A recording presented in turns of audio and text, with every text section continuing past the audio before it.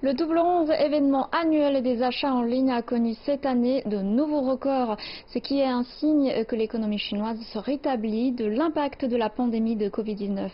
Le gouvernement chinois a aussi renforcé la régulation de l'e-commerce pour assurer un développement économique ordonné. Tout de suite, on fait le point avec Xiao Dongzhuo. Bonjour Dongzhuo. Bonjour, c'est ça. Quels sont les chiffres records de cette année? Bien, selon CNN, le double 11 de cette année a encore une autre importance. Les chiffres colossaux nous disent que l'économie chinoise est sortie de l'ombre de la Covid-19 et se dirige vers une reprise graduelle.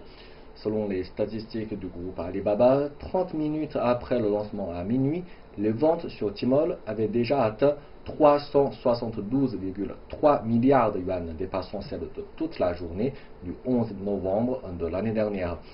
Le chiffre d'affaires total pour tous les commerçants électroniques participants a battu 780 milliards de yuan, une grande croissance par rapport à 2019.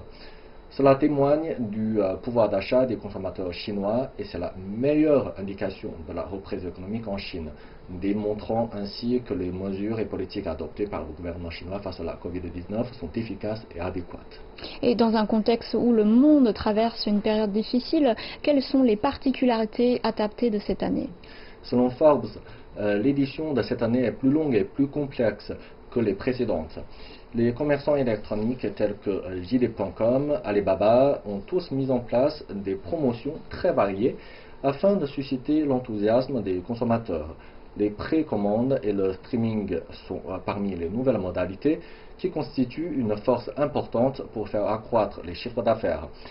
Si les précommandes ont allongé la période de vente, les live streamers comme les très fameux Li Jiaqi et Weiya ont apporté leur contribution désormais non négligeable et fait en sorte que de plus en plus de commerçants se lancent dans cette nouvelle vague. D'ailleurs, le double 11 n'est plus un événement réservé à la Chine. Des vendeurs au détail de divers pays en ont fait un festival mondial. Et donc, de quelle manière le double 11 se différencie des autres plateformes des achats en ligne dans le monde? Eh bien, selon Market Watch, le double 11 est l'un des plus grands festivals d'achat en ligne et ne cesse de croître depuis sa naissance. Il s'agit aussi d'un fort stimulus pour le marché mondial. Les analystes soulignent qu'il serait un concurrent formidable pour le Prime Day d'Amazon et le Black Friday aux États-Unis. Avec le pouvoir d'achat des Chinois et le nombre d'internautes en Chine en constante croissance, les marchés des pays développés ne sauraient s'y comparer. Le double 11 est une opportunité à ne pas manquer pour les investisseurs qui cherchent des profits dans le commerce électronique. Et donc, y a-t-il des régulations mises en place pour assurer un environnement sain de l'e-commerce? Oui, tout à fait. Selon Reuters, avant le double 11 de cette année, les régulateurs chinois ont mis en place une série de mesures visant à assurer un développement sain du commerce électronique. Le 10 novembre, l'administration générale de la régulation des marchés a publié un projet de décret d'anti-monopole dans le commerce électronique. Il s'agit d'une initiative qui a pour but de promouvoir le fair play et protéger les intérêts des consommateurs. Son entrée en vigueur renforcera la régulation des ventes et des paiements.